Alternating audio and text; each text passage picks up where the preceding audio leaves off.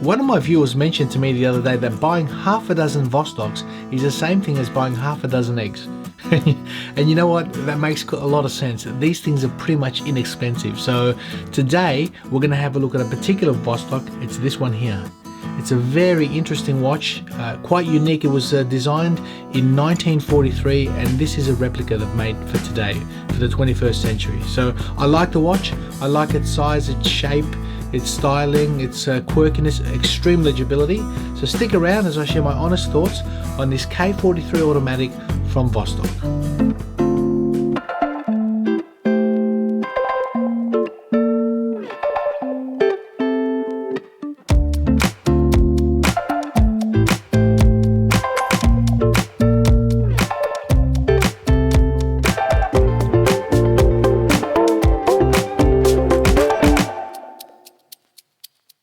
Okay, welcome back everybody. So as you can see here on the table, we've got quite a few watches, and there's a couple of new ones that I've acquired. This one here, it's a blue one. I love this. I love the colorway of this one, and obviously this one here as well, which is a gold accented one. It's very similar. It's actually the same watch as this. Is the K43, the K35 Komandurski, and I like the watch. It's the same watch. The only difference is it's got a gold dial, slightly bigger markers and so forth.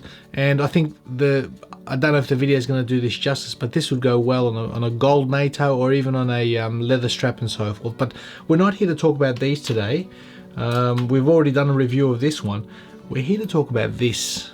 We're here to talk about this. This is a wonderful watch. It's a wonderful watch, and it's got a little secret. I'm going to share that with you guys in a second. But it's basically a retro styled watch. It's a replica of the original that was produced in 1943. And if you have a look at the original, very similar lines of design and so forth.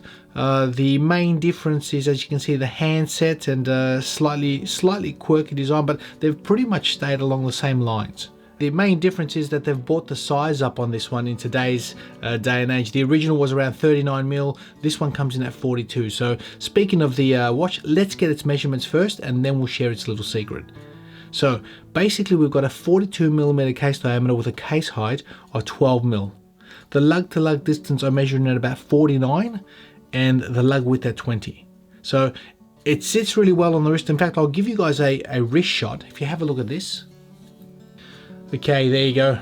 So that's what it sits like on my 7-inch wrist, and as you can see, really flat, a good experience, extremely legible, really legible dial. In fact, I'm loving wearing this because at a glance I'm looking down and seeing the time, and it's a surreal experience to have to look once and then say, you know, I actually like the look of this. I'm going to look at it again and again. So I'm enjoying the look of the dial with its legibility. It's actually got 24-hour dial. So I'll show you guys. Let's have a look at that. So there you go. So as you can see, it's got the markers from 1 to 12 and 24, 13, 14, 15. There you go, 16, 17, 18, and so forth, all the way to 24. You've got a sub dial at around 10 o'clock for the seconds, and your basic hands, so sword hands, which is extremely legible, really nice, really clean. The strap itself, as you can see, you've got a leather strap with some stitching, but the overall look of the watch, the appeal of it is what actually drew me into this. You know, you've got a fantastic crown here, fantastic oversized vintage crown. It's a pleasurable experience winding this. So as you can hear that, yeah, you've got an automatic movement in here. It's the Vostok 2415-02, and you've basically, there's no hacking as your standard Vostoks, but again, that doesn't bother me. It's one of those watches of the era, simple set, forget, away you go. But the secret of this little watch, the thing that I want to share with you guys today, it didn't look like this. Yeah, to me this looks nice. I'm happy. I actually wear this, and I got the watch from Lifestyle Shop. So yeah, here's the website. You can look them up. It didn't actually look like this. The watch actually looked like this. So as you can see, the handset is different. As you can see, the strap is different. And when I first saw the watch, let's bring the watch, the box here. When I first saw the watch, I didn't actually like the hands. I didn't like what it offered. And this is the original strap it came on. It's basically a black leather crocodile sort of finish.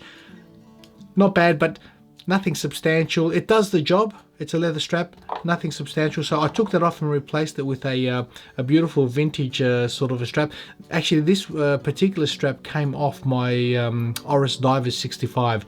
This is what came on my on the watch, and I haven't been using it with this. I thought, you know, I'll try it on, and I think it suits the watch quite nicely. But apart from that, the hands themselves, let me just get something here for you guys. These are the original hands. So I don't know if you can see them. There they are. There they are, just in there. So the original hands I didn't like at all. I thought I actually couldn't read the dial. So I purchased these hands from this manufacturer. They came within about 2.5 weeks. I put them in, and I tell you what, I could not be happier. I could not be happier. And this is the thing that I like about watches, especially Vostoks. You know, a lot of guys are basically modifying their Vostoks. They're not an expensive watch, and they're changing out bezels, changing out you know, dials, hands, and all the rest. And I thought, I'm going to do it with this. I'm going to do it with this. So yeah, why not? So guys, I just wanted to share this. I'm having a little bit of fun with this. It's a really nice watch. It's a decently sized watch, but the experience of actually looking at it, you know, now I've got some connection with this now. I've modified it. I've changed the hands. I've changed the strap.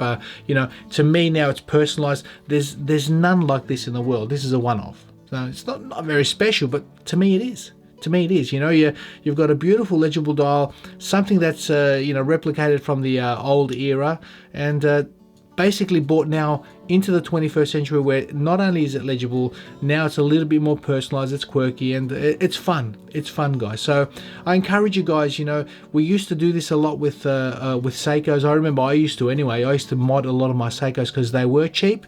You could change out bezels and crystals and dials and all the rest, and Today I'm doing it with some Vostok. So I wanted to share that, guys. I hope you enjoy that. Just a little, you know, quirky little review on this Vostok K43. Like I said, it's an automatic. The model number is 540932. There's a couple of variations going around, but I actually like this one. I like the way that this dial sat, the clarity of the Arabic markers. Let me give you guys a lume shot.